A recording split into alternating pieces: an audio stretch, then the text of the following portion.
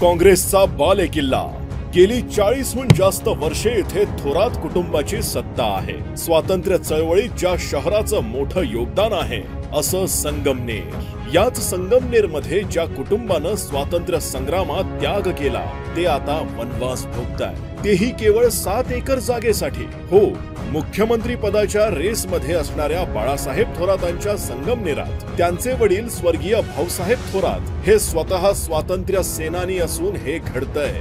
तर झालं असं की रामनाथ माधव खतोडे यांना भारत सरकारनं स्वातंत्र्य चळवळीतील योगदानाबद्दल 7 एकर जमीन संगमनेर मध्ये बक्षीस म्हणून प्रदान केली।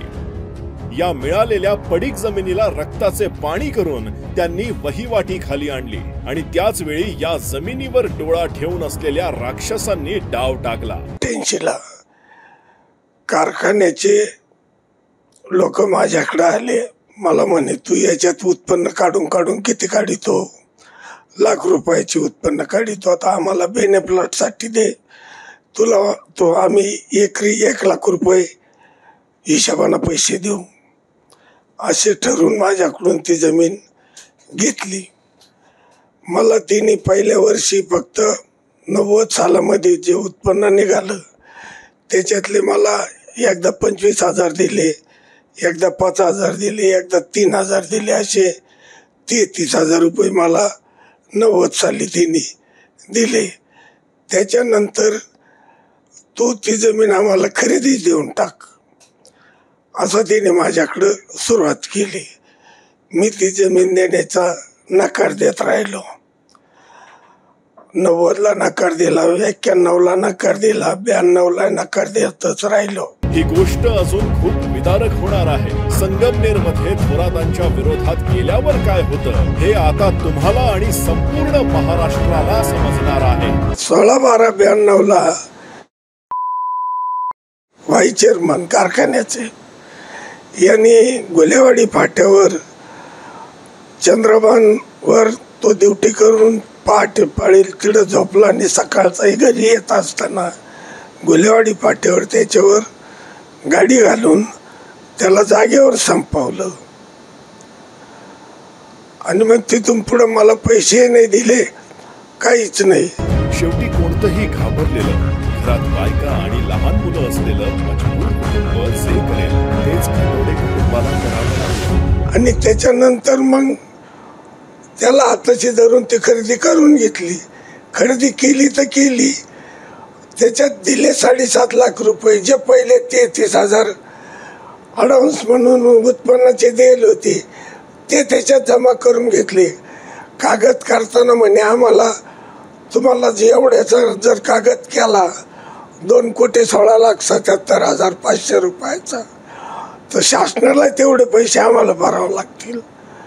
म्हणलं तुम्हाला आम्हाला काय करायचं, तुम्ही शासनाला भरा, नाही तर नका भरू, आहे तो व्यवहार माझ्या मला ते करा। मग त्यांनी 2 ड्राफ्ट तयार केले, एक 7.5 लाखाचा ड्राफ्ट तयार केला आणि दुसरा ड्राफ्ट मग तो उरलेल्या पैशाचा 2,16 लाखातून 7.5 लाख रुपये वजा करून बाकीचा ड्राफ्ट तयार केला, तो दाखवला आणि बँकेत भरताना म्हणलं मी येतो। मला म्हणे काही गरज नाही, आम्ही ईडीसी बँकेत भरतो कारखान्याच्या, तुमच्या कोतुलच्या बँकेत ट्रान्सफर होतील। कागद करून घेतला। दुसऱ्या दिवशी मी कोतुलला बँकेत गेलो, माझा किती रुपयाचा ड्राफ्ट आले, 1 आला का 2 आले। तिथं जाऊन पाहतो तिथं 7.5 लाख रुपयाचा ड्राफ्ट, बाकीचा ड्राफ्ट याने भरलाच नाही। मग नंतर मी कारखान्यावर यालपाटे मारले।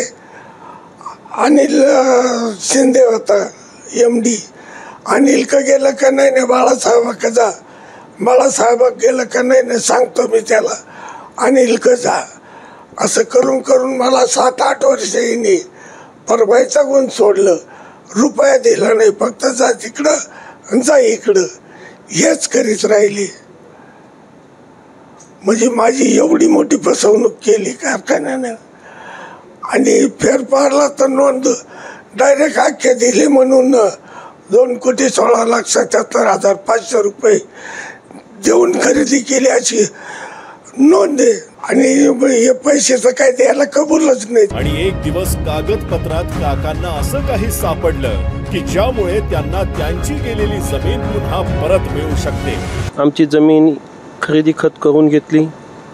त्या बदल्यात आम्हाला पैसाही खूप कमी दिला. दबाव तंत्र वापरून स्वतः महसूल मंत्री नामदार बाळासाहेब थोरात हे असताना त्यांच्या ताकदीचा आणि त्यांच्या शासनाचा उपयोग करून त्यांनी माझी व शासनाची माझी जास्त फसवणूक केली व त्याचबरोबर शासनाची पण त्यांनी फसवणूक केली आहे.